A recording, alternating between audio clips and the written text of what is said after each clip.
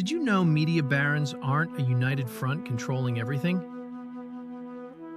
In an age of information overload, who decides what we see and hear? We are bombarded daily by an unending stream of data, headlines, opinions, and entertainment. But beneath the surface of this digital deluge lies a more profound question. Who shapes the lens through which we perceive our world? The answer often leads us to a select few individuals, the titans of industry, the media barons, whose immense power extends far beyond their balance sheets, influencing not just what we buy, but what we believe, how we vote, and ultimately, who we are.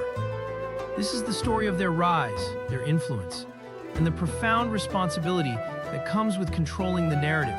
Our story begins in a time when the printed word reigned supreme. The late 19th and early 20th centuries saw the rise of titans like William Randolph Hearst and Joseph Pulitzer, newspaper moguls whose fierce competition defined early mass media. Hearst, with his yellow journalism, masterfully employed sensationalism and inflammatory headlines to boost circulation, exemplified by his coverage of the Spanish-American War. Pulitzer, though also a master of sensationalism, simultaneously championed the idea of the journalist as a public servant, setting up the Pulitzer Prizes to recognize journalistic excellence. Their battle for readership laid the groundwork for a media landscape where ownership and editorial control were inextricably linked, shaping public opinion on an unprecedented scale. As new technologies emerged, so too did new media barons. David Sarnoff, a visionary who started as a telegraph operator, built the Radio Corporation of America, RCA, into a broadcasting colossus, pioneering radio and television as mass entertainment and news mediums. He understood the power of connecting people through shared content, transforming home living rooms into communal experiences centered around the flickering screen. This era saw media consolidating into fewer hands, a trend that would accelerate dramatically in the latter half of the century, laying the foundation for the global media empires we see today, where a single entity could reach millions simultaneously. Few figures embody the modern media baron as much as Rupert Murdoch. Beginning with a single newspaper in Australia, he systematically built a global empire through aggressive acquisition and a keen understanding of catering to specific demographics. His ventures, from The Sun in the UK to the creation of Fox News in the United States in 1996, fundamentally altered the media landscape. Fox News, in particular, became a lightning rod for debate, lauded by supporters for offering a fair and balanced alternative to mainstream media, while critics accused it of partisan propaganda and actively shaping conservative political discourse in America. Murdoch's approach cemented the idea of media as a powerful political weapon. The late 20th and early 21st centuries witnessed unprecedented media consolidation. Deregulation, particularly in the United States, allowed for the merging of once independent entities into vast, publicly traded conglomerates. For instance, Time Warner, once a media giant in its own right, underwent several transformations, eventually being acquired by AT&T and then spun off into Warner Brothers Discovery. Similarly, CBS and Viacom merged and later re-separated. These mergers often resulted in fewer distinct voices and perspectives, dominating the airwaves and newsstands. The result? A handful of corporations controlling an overwhelming percentage of what millions consume, raising concerns about the diversity of information and the potential for stifled dissent. The digital age brought new players into the media arena, often from outside the traditional industry. Amazon founder Jeff Bezos' 2013 acquisition of the Washington Post was a landmark event. Bezos, a tech billionaire, pledged to invest in journalistic innovation, emphasizing digital subscriptions and new storytelling formats. This move signaled a shift. Traditional news organizations, struggling with declining ad revenue and readership, were increasingly looking to tech moguls for survival and revitalization. The question arose, can a tech giant, driven by data and consumer behavior, truly uphold the tenets of independent journalism, or will its business objectives inevitably shape the narrative? The Post's continued quality under his ownership is often cited, yet the underlying power dynamic remains a subject of debate. The rise of social media has introduced an entirely new paradigm. Platforms like Facebook, now Meta, and Twitter, rebranded as X, have become primary news sources for billions. While ostensibly democratizing information, their algorithms are designed to maximize engagement, often prioritizing sensational or emotionally charged content. The owners and architects of these platforms wield immense power, shaping public discourse through their content moderation policies and algorithmic biases. Elon Musk's purchase of Twitter and his subsequent changes highlight this dynamic. The debate rages. Are these platforms neutral conduits, or are they actively curating our reality in ways we barely comprehend, becoming the ultimate narrative controllers? The very definition of news is being redefined by technology. Algorithms, once tools for organizing data, now decide what stories reach us, how prominently they appear, and what related content we are offered.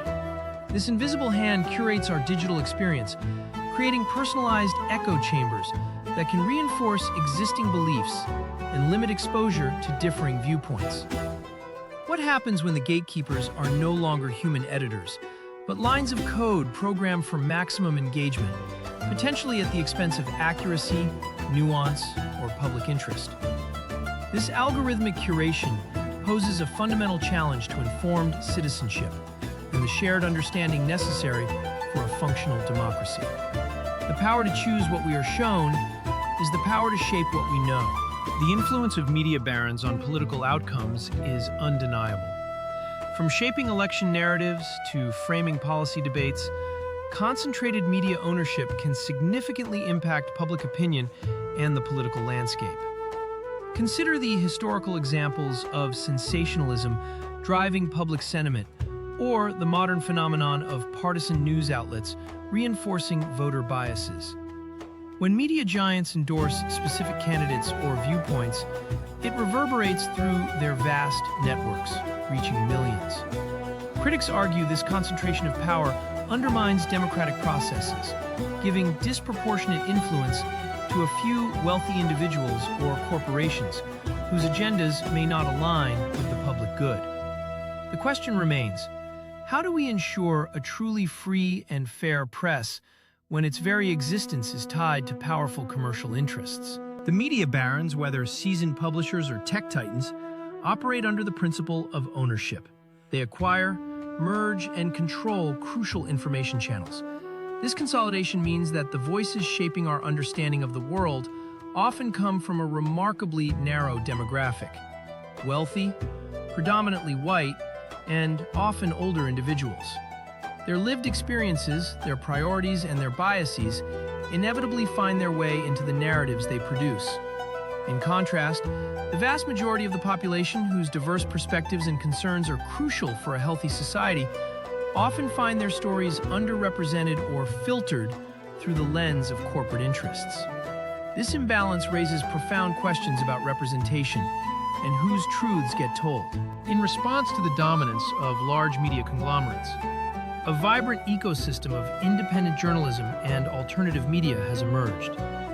These often operate on shoestring budgets, relying on reader support, crowdfunding, and a fierce dedication to uncovering stories overlooked by the mainstream. Think of investigative nonprofits, community radio stations, and digital native newsrooms. However, they face immense challenges: securing funding, competing for attention against the marketing budgets of giants, and navigating complex legal and technical landscapes. Their struggle highlights the ongoing battle for a pluralistic media landscape, where diverse voices can thrive without being beholden to the bottom line of a handful of powerful owners. In this complex media environment, media literacy has become an essential skill, not just a desirable one. Understanding how media messages are constructed, who owns the platforms, and what biases might be at play empowers us to be more critical consumers of information. Organizations dedicated to media literacy education are crucial, teaching individuals to identify misinformation evaluate sources, and recognize the techniques used to persuade and influence. As the lines between fact, opinion, and propaganda blur, the ability to decipher these messages independently is paramount for maintaining an informed populace and ensuring that the narrative remains in the hands of the many, not just the few. The power of the media barons extends globally. Through international conglomerates and the widespread adoption of their platforms, a few dominant narratives can permeate cultures worldwide. While this can foster connections, it also risks homogenizing perspectives and marginalizing local voices. Understanding the ownership and editorial direction of global media giants is crucial for anyone seeking a truly international understanding of events. The challenge is to navigate these powerful forces, to seek out diverse sources, and to support media that reflects a multiplicity of global experiences, rather than a singular, commercially driven worldview. The power to shape global opinion is immense. The media barons are not monolithic. They are diverse figures with varying philosophies and business models. Yet their collective influence in shaping what we see, hear, and believe in this information age is undeniable. From the ink-stained early decades to the algorithm-driven present, the quest for control over the narrative has been a constant. As consumers, citizens, and creators, we face the ongoing challenge of navigating these powerful currents, seeking truth amidst the noise, and demanding accountability from those who hold the keys to our collective understanding. The future of informed discourse rests on our ability to ask critical questions and to actively shape what the narrative will be. The narrative shaping begins and ends with them.